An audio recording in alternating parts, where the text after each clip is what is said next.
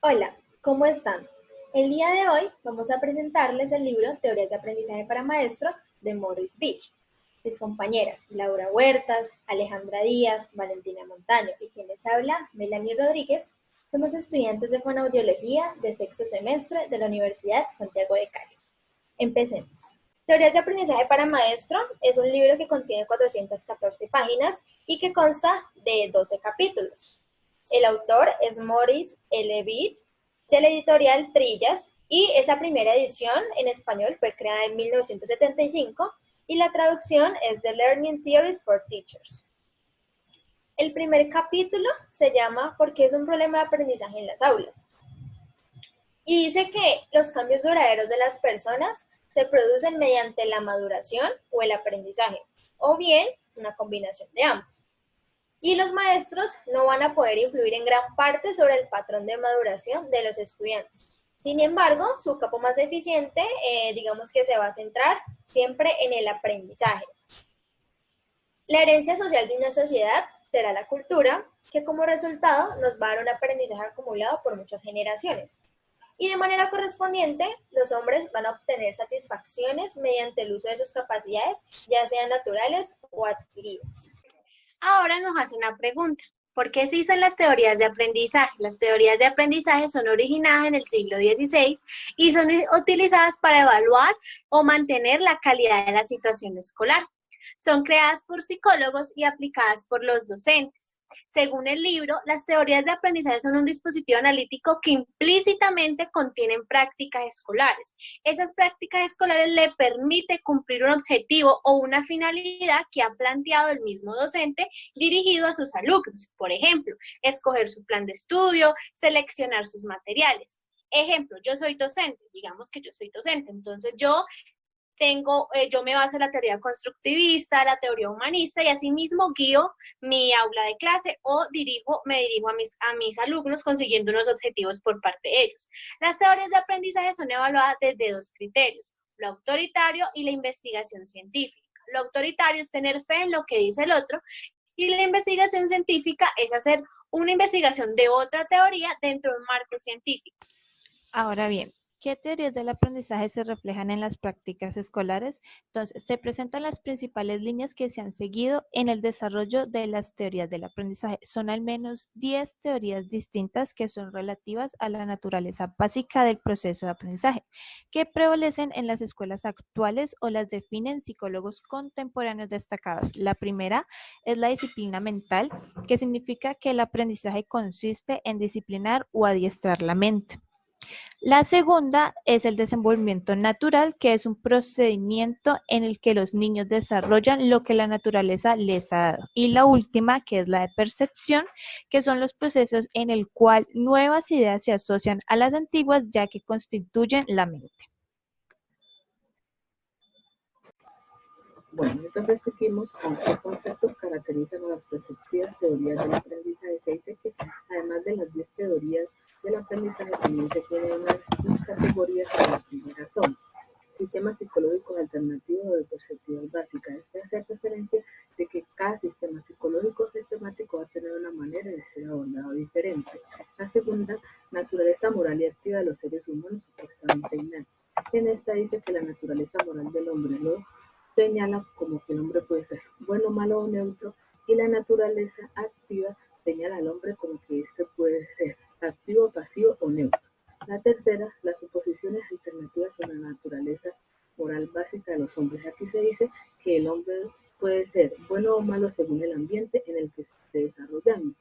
Y la cuarta, suposiciones alternativas sobre la naturaleza activa del hombre en sus relaciones con el ambiente. Este se dice que el ambiente sirve como favorecedor para el ser humano y que se debe tener en cuenta de que puede que una persona esté físicamente activa pero psicológicamente no esté conectada con su ambiente.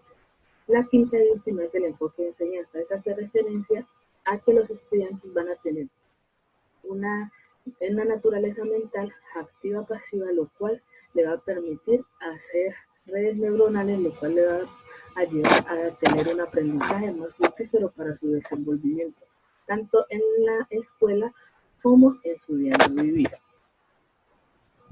Bueno, Ahora seguimos con el segundo capítulo, que nos plantea la siguiente pregunta. ¿Qué teorías antiguas del aprendizaje se reflejan en las prácticas escolares actuales?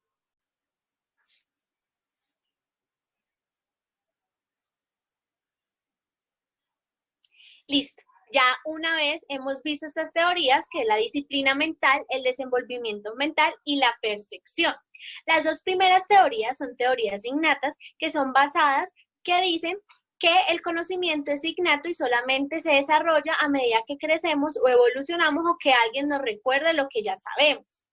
Esas teorías comparten algo en común, que son teorías no experimentales, es decir, son teorías no especulativas, debido a que no tienen un argumento real, ya que son basadas en corrientes filosóficas y su método de desarrollo del aprendizaje era introspectivo y subjetivo. Introspectivo porque los mismos filósofos analizaban su propio aprendizaje, y subjetivo porque cada persona aprendía de forma diferente. ¿Qué es la disciplina mental? La disciplina mental es adiestrar la mente mediante el ejercicio repetitivo se consigue el aprendizaje. Ya una vez habíamos hablado que el conocimiento era innato, o sea, es decir, tenemos unas facultades innatas, las cuales esas facultades se van a adiestrar. Entonces, la imaginación, la memoria, la velocidad y el pensamiento. Por ejemplo, todo el mundo es creativo, entonces si tú eres creativo para la disciplina mental, solamente es que tú ejerces ejercicio de hacer todos los días un dibujo y vas a llegar a que seas un gran dibujante porque ya tienes esa facultad.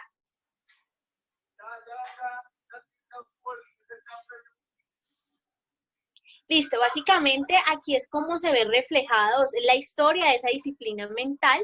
Algo aquí a resaltar en lo socrático, que se basa en los conocimientos innatos del humano, donde el docente va a recordarle al estudiante lo que él ya sabe a través de preguntas.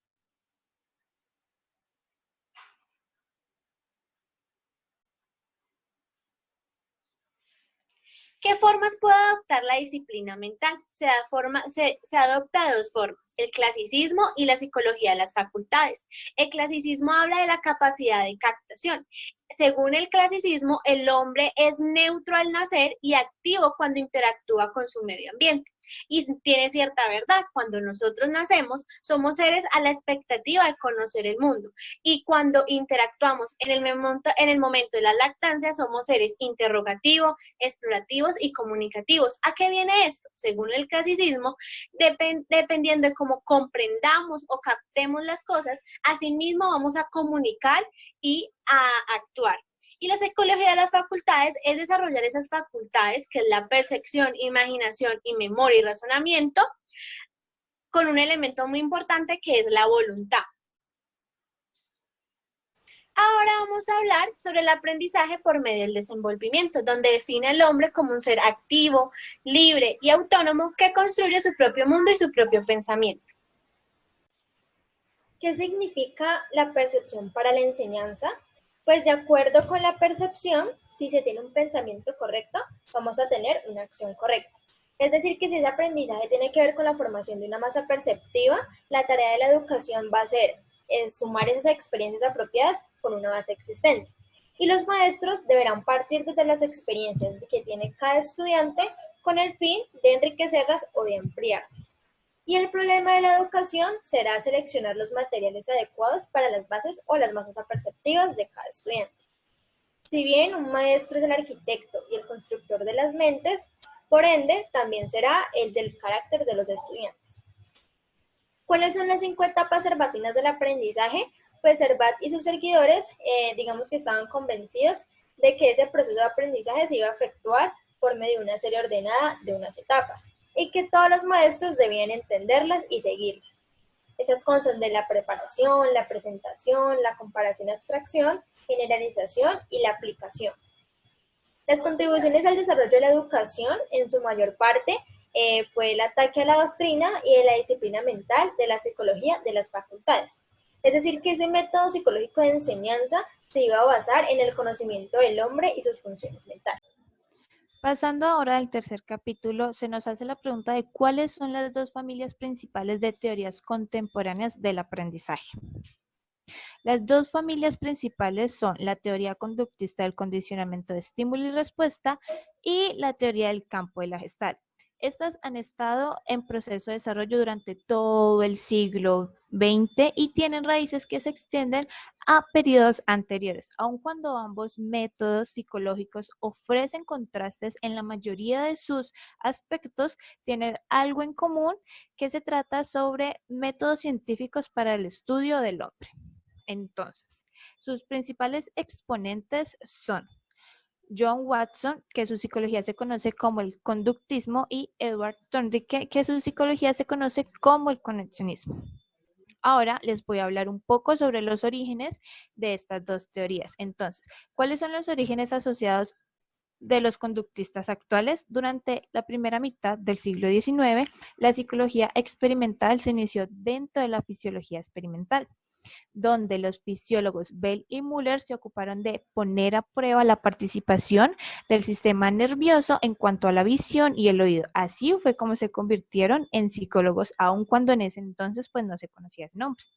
Luego está Wundt, que él estudió medicina, de eso pasó a la fisiología y luego pasó a la psicología. Y ya en 1879 fue que se creó el primer laboratorio psicológico de la historia moderna y el método de Wundt era la introspección, pero ese casi no se usaba porque ya se estaba dando una base científica. A finales del siglo XIX, el interés por el funcionamiento del cuerpo fue mucho más evidente entre muchos psicólogos. Entonces se comenzaron a llamar psicólogos fisiológicos. Ellos decían que la psicología solo podía ser una verdadera ciencia si dirigía su enfoque hacia los procesos corporales. Los que contribuyeron al desarrollo de la psicología fisiológica fueron Florence, que demostró que distintas partes del sistema nervioso tienen diferentes funciones y estableció etapas importantes para la identificación de las funciones de cada una de estas partes. Luego está Pavlov, que realizó uno de los experimentos más notables sobre el aprendizaje en animales, que fue la salivación del perro. Ahora, pasando a los orígenes del campo de la Gestalt. ¿Cuáles son los orígenes de la psicología del campo de la Gestalt? Bueno, la posición de los gestalistas se anunció por primera vez con el psicólogo filósofo alemán Max Weitermann en 1902. Él y sus seguidores formaron una serie de leyes de la percepción, que son pregnas, similitud, proximidad, cierre, buena continuidad y por último, membresía. Pasamos a lo que es el realismo científico y el condicionamiento estímulo-respuesta. ¿Qué es lo que pasa? Los realistas se han convencido de que el mundo científico que experimentan los seres humanos es real y esencialmente lo que parece ser cuando se observa por medio de los sentidos. Ellos han dado por sentado que uno de los principios básicos del universo es la secuencia de causa y efecto y que todos los eventos están determinados por otros anteriores. Los empiristas lógicos contemporáneos son los representantes actuales del realismo científico. Ellos piensan que se debe abandonar el pensamiento dogmático, que es algo que está establecido, y reemplazarlo por procedimientos y perspectivas críticas basadas en hechos. Bueno, entonces ahora le damos continuidad al relativismo positivo y la psicología del campo de la Gestalt.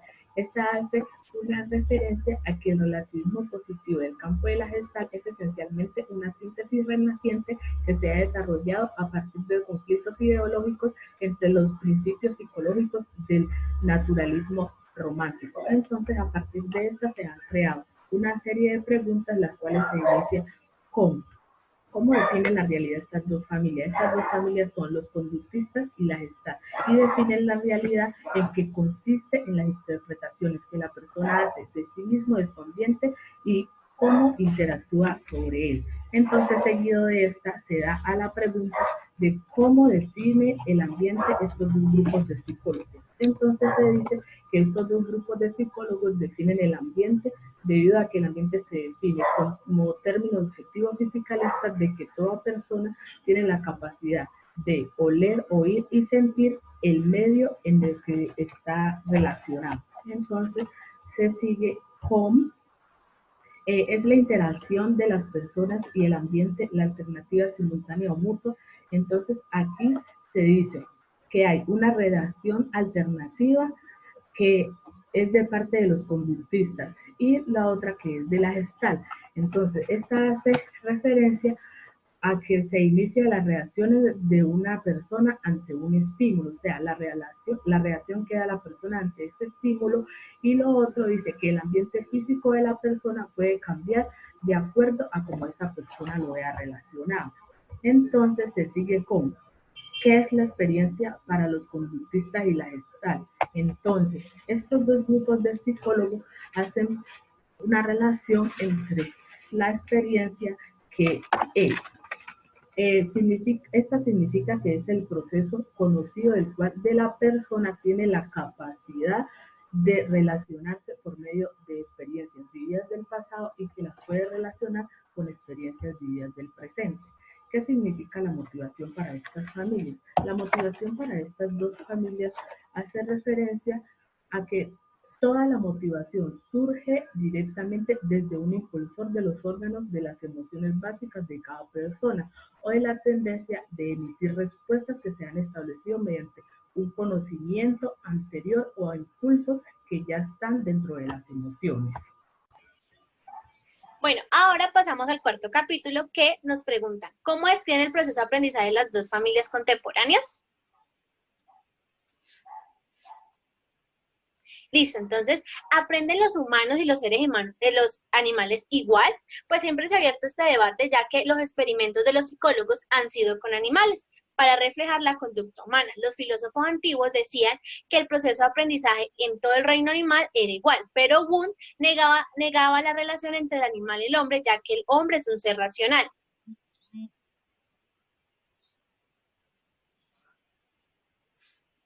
Listo, entonces se abrieron los debates entre el campo de Gestalt y los neoconductistas y conductistas. Los neoconductistas y los conductistas con su experimento de la rata y los del campo de Gestalt con el experimento de los chimpancés. Para los neoconductistas y conductistas el aprendizaje era mecánico y era desarrollar el insight, que es captar una situación, básicamente era comprender. Y el campo de Gestalt era el desarrollo del insight, pero era captar o llegar a la resolución del problema. Era un insight más amplio. Entonces, el campo de Gestalt, según el campo de Gestalt, decía que el humano aprendía según su nivel y sus capacidades. Por ejemplo, yo no voy a esperar una misma respuesta del chimpancé a la rata o con relación a nosotros. Cuando yo hago una evaluación o hago una intervención a un niño, yo no voy a esperar que el niño me responda como un adulto. Según el campo de Gestalt, uno miraba al ser humano desde sus capacidades o su nivel. Yo no voy a esperar que el animal me responda como un humano. Ahí se abre lo que conocemos como los tipos de condicionamiento. Entonces, existen tres tipos de condicionamiento. El condicionamiento clásico, condicionamiento instrumental operante y el condicionamiento negativo o extensión. El condicionamiento clásico se conoce como el experimento de Pavlov, y el condicionamiento instrumental operante, el de Skinner, y el condicionamiento negativo de extensión es lo que conocemos como el castigo. ¿Es el aprendizaje un desarrollo del insight? Pues, si bien sabemos, el insight se va a producir cuando un individuo advierte nuevos modos de utilizar los elementos de su ambiente, incluyendo su propia estructura corporal. Y este mismo va a describir el aprendizaje, que es un proceso de desarrollo de nuevas ideas o modificación de las antiguas. Las deficiencias en la teoría del aprendizaje es el condicionamiento. Y en esta insiste que el aprendizaje consiste en una acumulación de respuestas condicionadas y su tendencia a atribuir el aprendizaje la reducción de los impulsos orgánicos básicos. Y también esa tendencia de los conductistas a pasar por alto la intencionalidad aparente de gran parte de las conductas. Entonces, la principal dificultad del conductismo es que deja por fuera muchos comportamientos. Ese insight es un sentimiento o un sentido de un patrón con sus relaciones. Es decir, que es un método de resolución o la solución a una problemática. Entonces, el insight para los métodos de enseñanza de aprendizaje, por lo menos en la ortografía, van a usar grupos o familias de palabras patrón de deletreo. Y cuando este patrón busque palabras que se ajusten a él, es decir, por ejemplo, gato, pato, nato, todas estas terminan en ato. Entonces, ahora bien, ¿qué podemos decir de ato, rato, plato y grato? Entonces, dicen que la idea o el pensamiento va a consistir de un movimiento simbólico. Y este se constituye en una etapa intermedia entre los estímulos observables y las respuestas. Y los símbolos representan algo más allá de sí mismos y pueden ser estímulos o respuestas sustitutos. Ahora seguimos con el quinto capítulo que nos hace la pregunta de cómo funciona el condicionamiento operante de Skinner. ¿Qué pasa? Skinner descubrió que el condicionamiento operante era muy eficiente para el adiestramiento de animales inferiores y confiaba en poder lograr éxitos similares cuando se aplique a niños y adolescentes. Él decía que la finalidad de la psicología es predecir y controlar la conducta de los organismos individuales. Además de eso, pensaba que toda la conducta humana es producto del reforzamiento operante y que mediante ella las personas mantienen el equilibrio al caminar, al jugar, al hablar y pues entre otras cosas que mejora la eficiencia conductual. Entonces, ¿cómo utilizó Skinner a los animales para estudiar reforzamiento operante? Skinner decía que un organismo tiende a hacer en el futuro lo que estaba haciendo en el momento del reforzamiento. Entonces, él se centró en animales inferiores debido a que su conducta es más simple y pueden controlarse mejor las condiciones que lo rodean. Ejemplo, la caja de Skinner. Él creó un programa de reforzamiento que es un patrón de recompensas. Entonces, ¿qué teoría psicológica sirve de base para los procedimientos de enseñanza de Skinner? Él se apegó mucho a lo que era el estímulo y la respuesta, lo que es una extensión moderna de el conexionismo desarrollado por Thorndike y el conductismo de Watson, lo que se conoce ahora como la psicología mecanista. La finalidad de Skinner en la psicología es alcanzar el grado de predicción y control en relación a la conducta humana. Y por esto mismo es que nos hacen la pregunta de ¿por qué el condicionamiento operante es no fisiológico y no fenomenológico? Lo que pasa es que Skinner rechazó las variables intermedias. Él solo se centró en lo que era el estímulo y la respuesta y ya, nada más. Y sucede que la psicología fisiológica se dedica al estudio de las funciones fisiológicas, neurológicas y biológicas dentro de un organismo. Por otro lado, la psicología fenomenológica se centra en lo que significan los eventos para las personas implicadas. Bueno, entonces seguimos. ¿Qué es una contingencia de reforzamiento? Una contingencia de reforzamiento es un estímulo que va a seguir de una respuesta. A partir de esta se crean tres variables que son el estímulo de discriminación, la conducta y la respuesta de la misma y el estímulo del reforzamiento. Entonces, a partir de esta se crean una serie de preguntas, la cual empieza con ¿en qué se diferencia el condicionamiento operante del siguiente? Aquí se tiene la opinión de estas dos partes. Entonces, se dice que el condicionamiento operante, la conducta actúa para llegar hacia una consecuencia que esa la dará la persona. Entonces, el condicionamiento respondiente es el efecto sobre la conducta.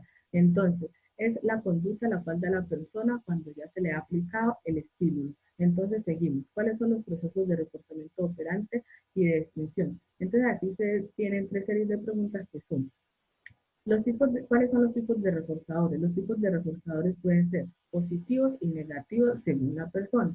La siguiente es el reforzamiento de un castigo. Así se le presentará a la persona un estímulo y de acuerdo a este, la persona dará su propia respuesta.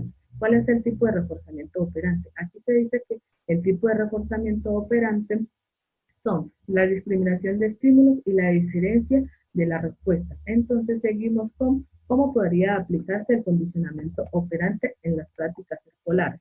Entonces, Skinner nos dice que se reconoce primeramente la tarea del maestro, que es darle forma a la respuesta apropiada para lograr que los niños pronuncien y escriban las respuestas de manera apropiada. Entonces, seguimos con el reforzamiento consistente, que este nos dice que este reforzamiento es el que se le da la respuesta correcta inmediatamente después de que el estudiante haya registrado la suya propia. Entonces seguimos. ¿Cuáles son las diferentes de las prácticas educativas actuales? Entonces aquí tenemos 4 puntos, los cuales empiezan con la estimulación adversiva, donde se dice que para obtener la respuesta correcta constituyen en sí mismo un evento significante. Segunda, conducta y el reforzamiento. Estos reforzadores implican a la conducta que se muestran los estudiantes al ir a la escuela. La tercera es la ausencia de un programa, que esta consiste en que los estímulos reforzantes deben seguir las respuestas inmediatamente. Entonces, la cuarta es la frecuencia del reforzamiento.